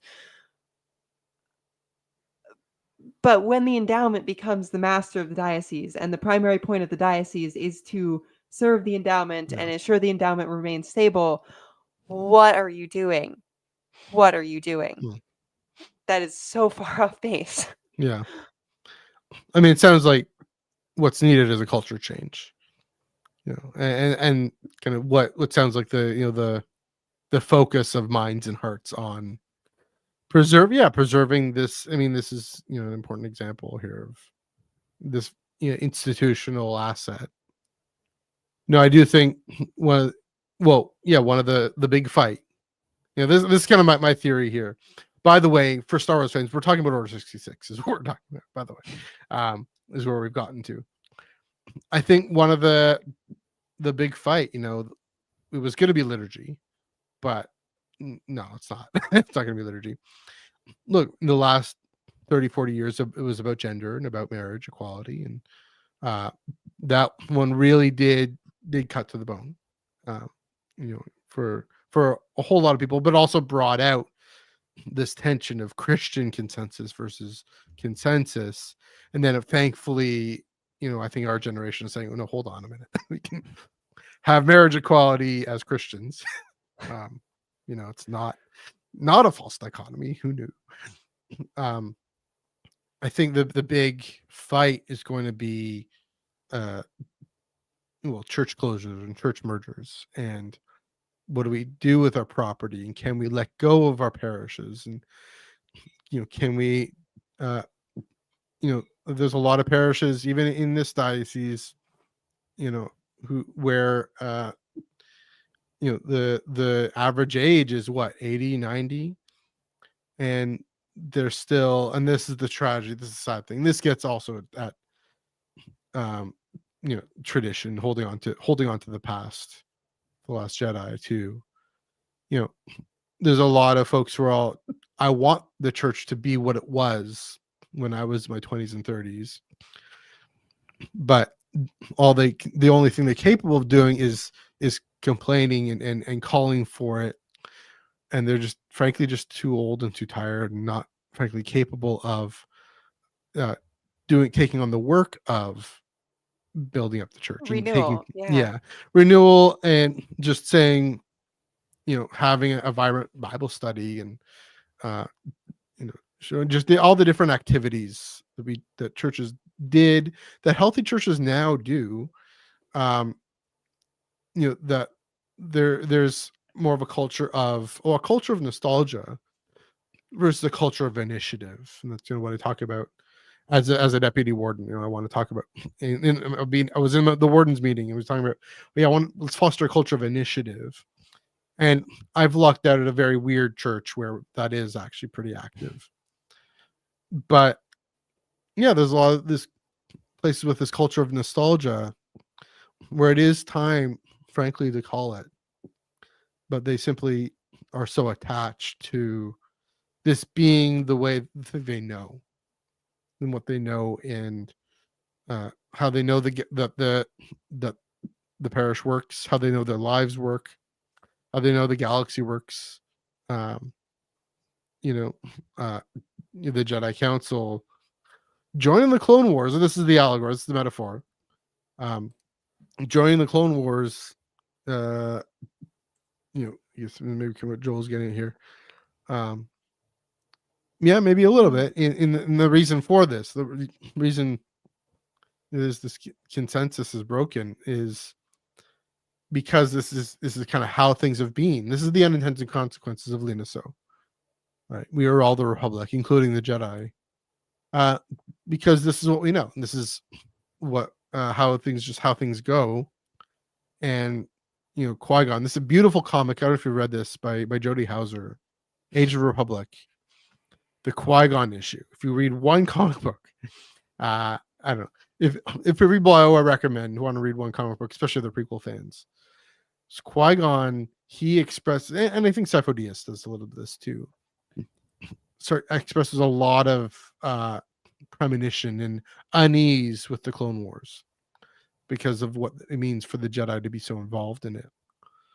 And yeah, it really is about, this is just how things have been, and the deeper fear of losing that. I mean, Anakin is the example of it, but it's the whole Jedi, and it's what we see, and Joel pointing this out very helpfully, in any kind of community that makes ultimate meaning, even movie franchises, right? Even the reaction to The Last Jedi. Nostalgia. Yeah, as CJ has just said, America runs on nostalgia, parentheses, and Duncan. So we got Tim Hortons. Is that what we got here? Yeah, Canada runs on nostalgia and Timmy's. Yeah. But nostalgia is, I hate to sort of burst all of our bubbles, is a deeply both reactionary and destructive tendency, and to live in a place where nostalgia is your primary driving factor in any regard is not a good place to be. And the reason, again, to be clear, it's not that we can't look back and say, well, this is important, this is great. One of my favorite moments in the High Republic is learning from the past. I mean, that's the thing I was loving about this, is it's important. I mean, being a student of history, to learn from the past. So that was interesting, that thing happened back then. What about that can we learn now? It's like you're saying, nostalgia driving it, and being this response again of fear of losing the thing we know, even especially when there's a world outside of ourselves that we can't control. It's such a human thing, right? That's the thing, and I want to be sensitive to the fact that it's such a human thing to clamp down and hunker down and say, this must be the way it is, or else. I mean, a lot of again, the backlash to any sort of centering of women and queer folks in Star Wars and fandom. No, it's not what I know. Similar kind of thing. So it's interesting. It's kind of sad in a way that with the Episcopal Church, and that is the tragedy with Catherine Jefferts' story, is, in one way of writing that story, she's fighting for marriage equality in the Episcopal Church, right? It's just, did she do it with Malachor? I know that's too far. Well, That's too and far. and But and her election was Mhm. engineered by conservative bishops who wanted the church to schism so that they could have an excuse to go and hate gay people. Well, that works too. But as in that makes sense. that doesn't mean that she should have responded in the way she did, right? Yeah. Because the Christian response is always grace, forgiveness, turn the other cheek. Mhm. Like, oh, you want to take our buildings in South Carolina? Take them and have some money too. Yeah. Like, yeah, that's, I mean, that was the big schism, right? Is the at least the highest profile one. Yeah, actually, the bishop, what was his name? Gene Robinson. No, the one in South Carolina. I don't know. The one who went independent and then he joined ACNA later. I actually heard him speak. I think while he was still independent. I think he was speaking at Wycliffe, and I mean, he was speaking on just that's the wild thing. So many non-controversial things that we can work together on and care about. Like, you're talking about shame culture among youth. I mean, that's such a huge problem that if we all just got together to actually listen to each other on, Well, and things like that are why I kind of, sort of shocking for me as a trans person in the church. Sure. I really do value the witness of those conservatives who stayed, because they sort of prove that, even though they disagree, they're willing to have the conversation, and that's something. That's somewhere to start in the work of reconciliation. I mean, I think that is the place to start, right? Yeah. I mean, I like to think of a Star Wars parallel to that. I'm sure there is one. Yeah. Finn and what's his face, Poe. They stayed with the Resistance, even though he disagreed with Princess Leia. He stuck with the Resistance, was willing to sit it out, and maybe found out that he had been doing things the wrong way and that he needed to grow up and be a different type of leader. Yeah, that's a good one. That is a good one. I mean, we've been talking TLJ. Yeah. Yeah, I mean, Poe, needed to, figure out what's what. I mean, that's the example of, like that you just mentioned, the real world example, right? Or, if there is, a more conservative minded person and a trans person who's able to sit down, and that's the thing. That's also very costly for you to do. But I think that to me is the power of the light side, is to actually give us the ability to sit and listen to someone say something that could be very triggering or could be very offensive. I mean, shoot, even hearing, this is a trivial example. Even hearing my friends talk about Taylor Swift negatively, I'm like, do you see this water bottle?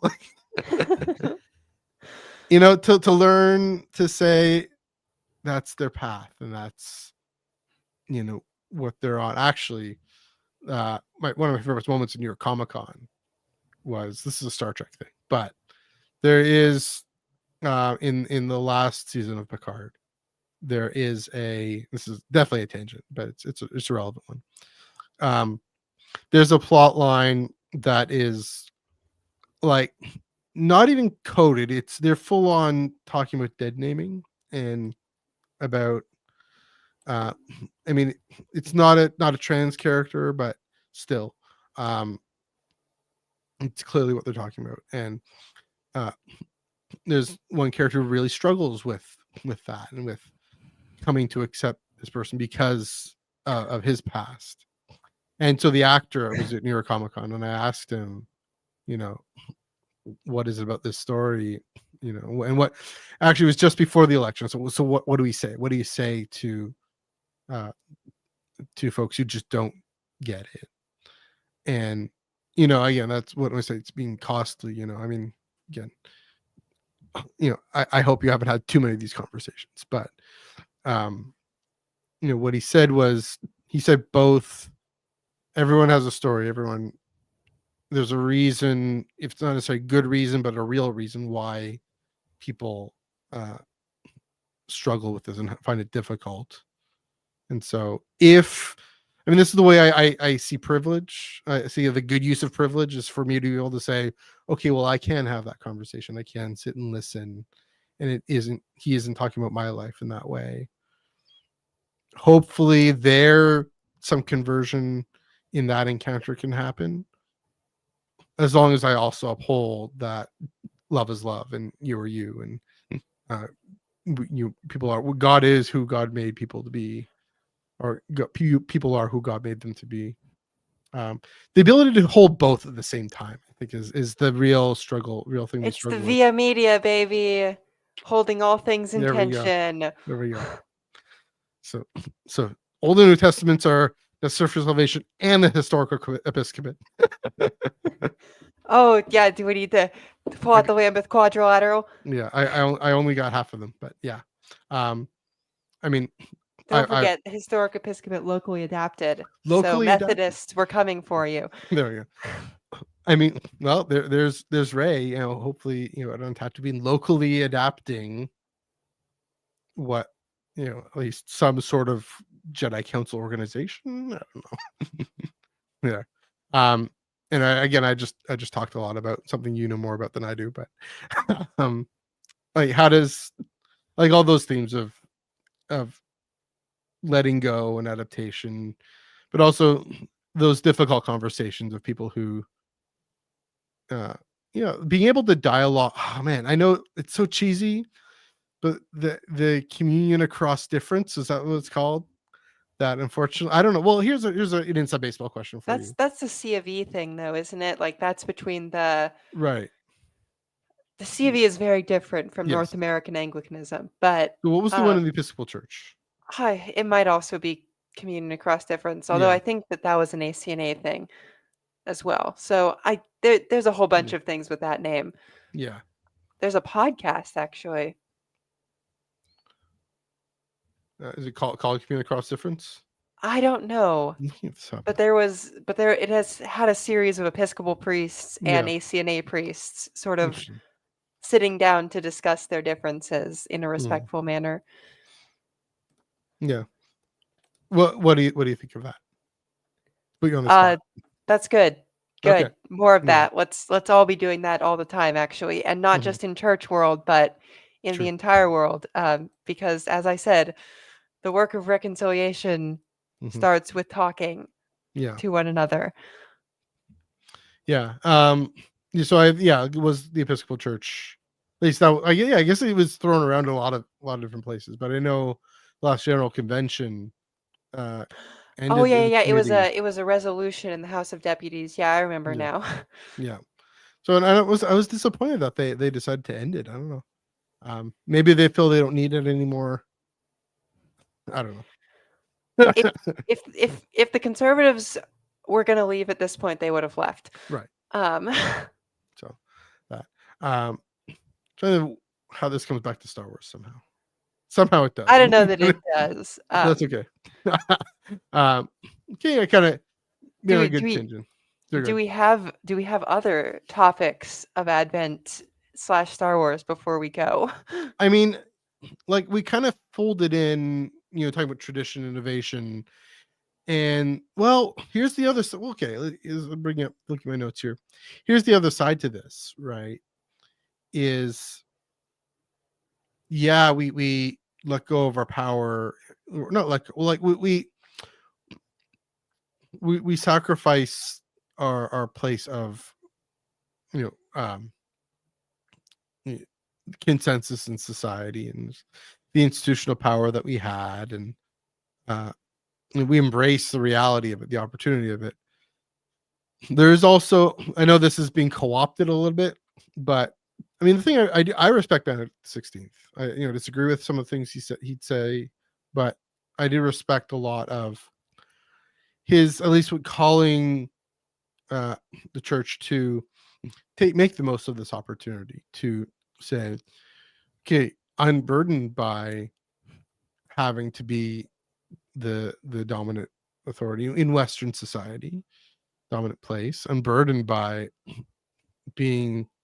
worrying so much about convincing everybody, taking the opportunity to be a creative minority within this wider pluralist society, in some ways that are hostile to, I'm talking about capitalism as hostile to some of the ways that the gospel calls us to love radically and give radically and sacrificially and build communities of that pursue the common good.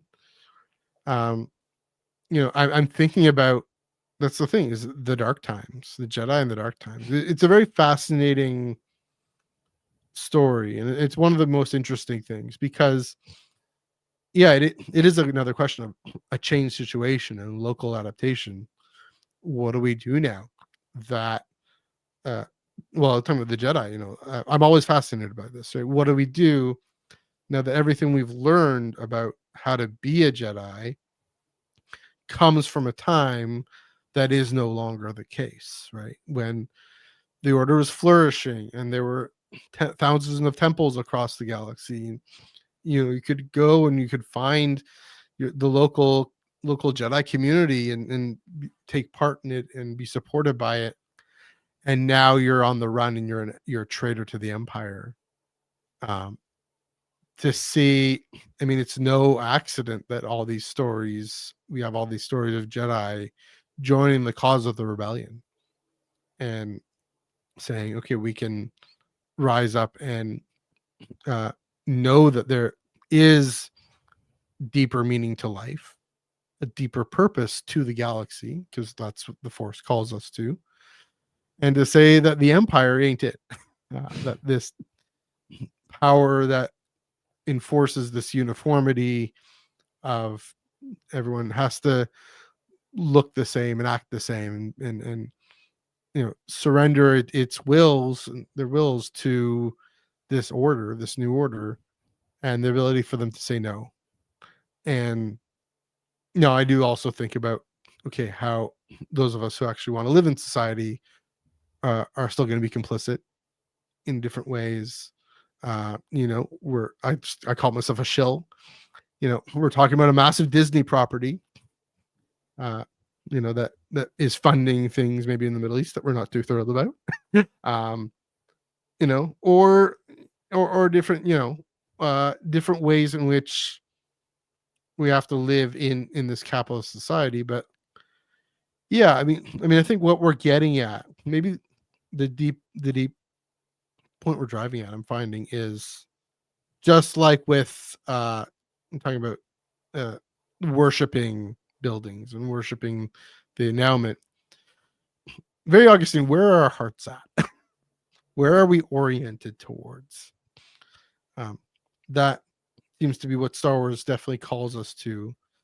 What the prophetic tradition calls us to, even if we're not all called to be prophets. Are we oriented towards the hope of the force of God gathering all things under his gracious and loving rule? I mean, that's the collect for Christ the King, the reign of Christ Sunday. I don't know if it's the same collect that you have, but either Basic way, formulas, the idea, yeah. Not the idea, the belief, the conviction. There is something to be said about being this creative minority in a wider society that is both just simply different, and people are beautiful, and these religions are counter with people of other faiths, and they have deep convictions for the common good, and this great oppressive empire that we're all also part of. Where do you see parallels, resonances, inspiration, hope in Star Wars and the gospel in that? Well, to put it very biblically, if you're familiar with like sort of evangelical eschatological obsession, right? You might have heard that the Antichrist is a person, as our once and future president would say, wrong. Yeah. No, it's a spirit, and we Even clearly him, he's not the Antichrist, believe it or not. Sorry. shocked. I know. Some people kind of treat it like that, but Mhm. it's not the Antichrist. But we have already entered or are entering into a period of Antichrist in which Mm. cruelty and um, all manner of evil is not only condoned in society, Mhm. but indeed worshipped Yeah. in society. We have, people gleefully cheering for the death of their political opponents, Mhm. for the, I'll just say it, the mass deportation of people they don't like, Yeah. for, the list can go on and on of society condoning and worshiping evil and perversion. And I want to be clear when I say this. I don't mean this is like about the gays or about women in pulpits Mm. or even about people of other religions being in this country. This is wholly unrelated to those You mean things. the opposite? I'm guessing. Yeah, and Yeah. and how do we speak to that? How do we live in a society that has become so heinously perverse? Mm-hmm. And Star Wars speaks to that, of saying no, Mm-hmm. saying I am not going to be party to the evil of my society. I'm not going to be party to that. I'm going to indeed work against that evil and mitigate its harms as much as I can. Mm-hmm. Um, and also find new people to work against the evil with me. Mm-hmm. Um, to join the rebellion, if you will. Right. And yeah, so it's I hate to sound like my parents here, but this is not a good time. We are not in a good place as a country, as a Mm-hmm. world. I'm not going to say we're in the worst place we've ever been in because that is just objectively not true. Mm-hmm. But yeah, d- not to be that kind of person, but hashtag resist, I guess. Work at a food pantry, um, go to church. I don't know. Yeah. Do something to help other people that makes your life and other people's lives better instead of wallowing in the crap. Mm-hmm. Yeah. Well, that's just it, because people could very easily just wallow, right? It's so easy to wallow. We Yeah. have a billion different social media apps designed to help us Yes. wallow in the crap. And don't do it. Mm-hmm. Do something better. Be better. Save money, live better. Walmart. Mm-hmm. Yeah. Speaking of which, but yeah, because just thinking about how you and Ellie consciously took that name for that podcast after that. I'm guessing in and around that episode of Andor. Um, can you say more about what? I mean, I gather that a lot of those themes, but like, what about the Daughters of Ferrix and Ferrix Road and that whole episode really inspired you? Well, they're the Daughters of Ferrix. We don't know anything about them really. Sure. But contextually speaking, it seems like they have developed an ethos in the Ferrixian community, let's say, Yeah. of looking out for one another, even in the midst of dark times. Mm-hmm. And what that's going to look like between different people is obviously different, but they are all sort of taking care of one another in their own ways. And that is, I think, what we need to aspire to in a moment of distress. Mm-hmm. And I mean that's a great segue because I was gonna ask, yeah, it's really rough, and especially like you mentioned, these apps. I think they're designed to enrage us. They're designed to say, including things that we maybe say are prophetic, are this horrible thing is happening in the world, but we see it and it's the story. Like our blood pressure goes up and everything is. What do we got to get enrage us and we get fixated on it, and the reason for that is so they know exactly what ads to target us. That's my theory there. So I think, and that's, I mean, part of the thing I lament about our time then is I think that's a big part of why we can't actually sit down and listen, learn from other people, and hopefully convert them with kindness as opposed to debating them. Because I don't think that, I mean, that's the thing. I think this idea that we could Richard maybe, Dawkins never yeah. turned anybody Right. atheist. Yeah.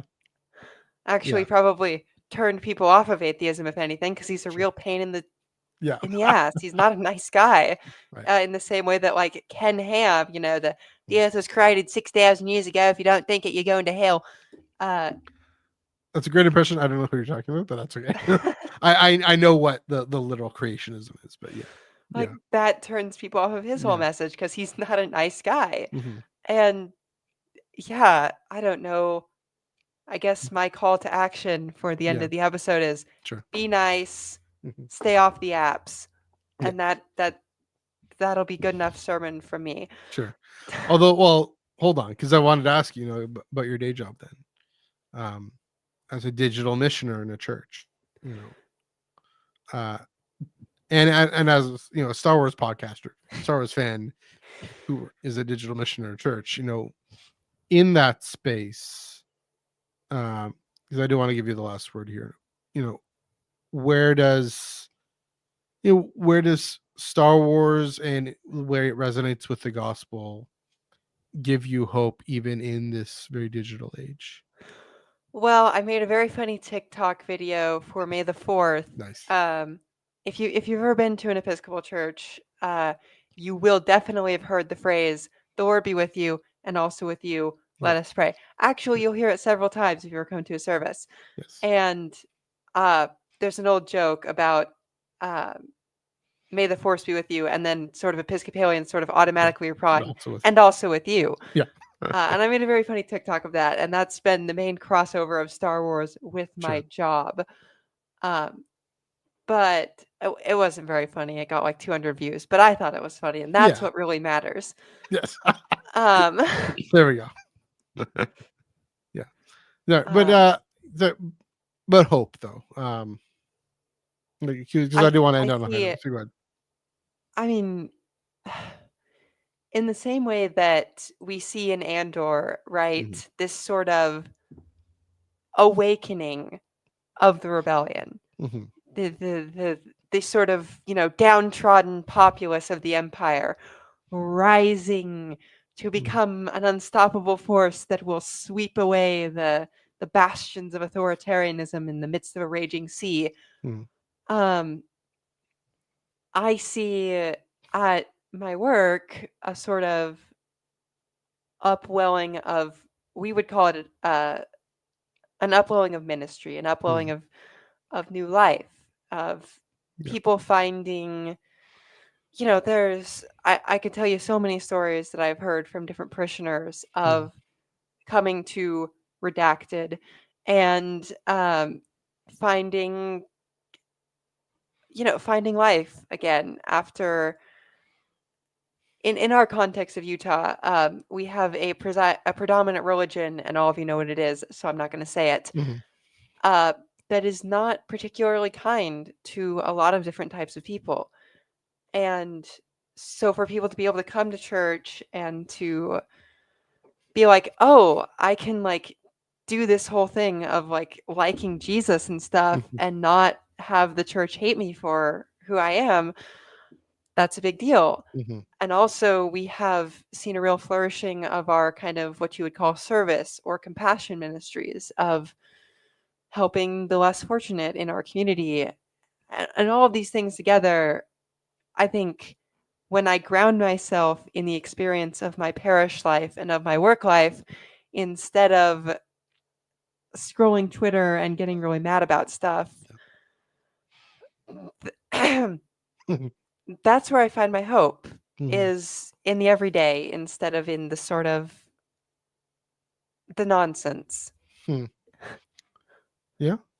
That's the thing with Star Wars. It always comes back to that every day, right? Even just Rey digging up, going to the homestead and sliding down the sand there. It's very, yeah.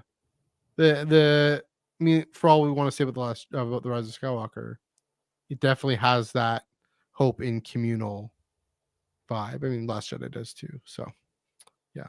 I know I said I'd give you the last word, but hopefully that's good commentary on it. No, I thought it was great commentary. Yeah. Thank you for having me on the show again. It was lovely to be here. Yes, and definitely a great time to wrap things up again. Yeah, thank you again. Seriously, yes, thank you for coming on. Thanks for everyone in the chat for joining us. Let us know what you thought. If you have any questions about any kind of theological concepts we brought up, please let us know. Thanks for chiming in. CJ, thanks for joining in. That's a great call to action. Is we're thinking less time on social media. Joel's point here, a lot of history to make. So in that, and also it's only 4 years. That's the funny thing. Well, that Constitution. And what I was talking about obviously isn't something that's limited to the presidency of Donald John Trump. This is a broader problem. True. But this will bring some acuity to the ongoing crisis. Good word. Great word. All that to say though is that that time will pass as well, and the Lamb will open the seal and everything. There's a hope. You better watch yourselves, tyrants, because there's somebody who's way more powerful than you. There we go. And that, honestly, that is our hope. So anyway, thanks for everyone in the comments. Please do let us know what you thought of our conversation tonight. The comment boxes aren't going anywhere, so please do chime in, and of course on socials as well. We'll get to those in a second. Please do give this video a like and a share, and subscribe to the channel if you haven't done so already. Again, I'm going to reiterate this, Sofia. This was fantastic. I'm really glad you came on and shared your thoughts and your feels, your wisdom. Where can they find you on the internet? Oh gosh, so many places. First, you can find me at Ferrix Pod on just about everywhere. That's the Daughters of Ferrix. We talk about politics and Star Wars. You can also find me at Episcopilled on Blue Sky and Twitter, or whatever it is, X. Still called Twitter. It's fine. Yeah. Still on Twitter.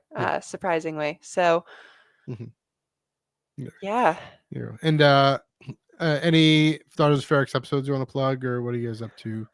I always say people the episode I'm the most proud of, and I think both of us are the most proud of, is rural identity in Star Wars. So I would watch that, and then look out for upcoming episodes because we'll have one out by the end of the month. Nice. There we go. You can find me on Instagram at Instagram and Threads at MNUG1138. I'm still definitely on Twitter. I'm doubling up, as well. So Twitter NEUG485, but also Blue Sky MNEUG1138.bsky.social. Also, of course, Twitter, Instagram, Threads at Iron Canon Pod, EYEONCANONPOD, and ironcanon.bsky.social. bsky.social. And then of course you can find Joel, and he's also I believe it's JID 23 Joel. If you're still in the comment, feel free to chime in your Blue Sky. Still on Twitter, sort of at JID 2021, but that's kind of dormant, I think. But definitely in the Discord server. So if anyone wants to join in the Underworld Discord server, link in the description down below. Tag Joel and ask him what his favorite episode of I don't know what his favorite animated series is. Let's just put it there. I think I know the answer to that, but ask him what that is, and hopefully someone chimes in because nobody's taken up on that homework before. Anyway, so please do join in. The water's fine down in the Underworld Discord server. Also, again, to reiterate here on the Tractor Beam Comics Reviews on Wednesday night, 9 p.m. Eastern, 6 p.m. Pacific, talking about a whole bunch of things. Republic Under Siege number 4, Republic Adventures number 13, Wedding Spectacular one shot, Dispatches from the Inclusion Zone number 3, and Ewoks number 3, and also Charles Soule interview about Legacy of Vader on sequel trilogy appreciation night. So always a fun time there. Also feel free to follow the flagship at the SWU. That about does it for our episode. Again, Sofia, thanks so much for coming on. Next week, Joel and I, we are looking back, hopefully not too nostalgically, looking back on 2024, kind of the best Star Wars stories of 2024, and then looking at a good Christmas holiday break for the next few weeks after that. Sofia, hopefully you have a blessed, wonderful Advent. Don't work too hard. Dude, I'll tell you later, but I have like so much to do. Yeah, me too. Still kind of stressed about that way, but still have a blessed Advent and a Merry Christmas. And for everyone watching, thanks for Happy watching. holidays. Happy holidays, and may the Force be with you always.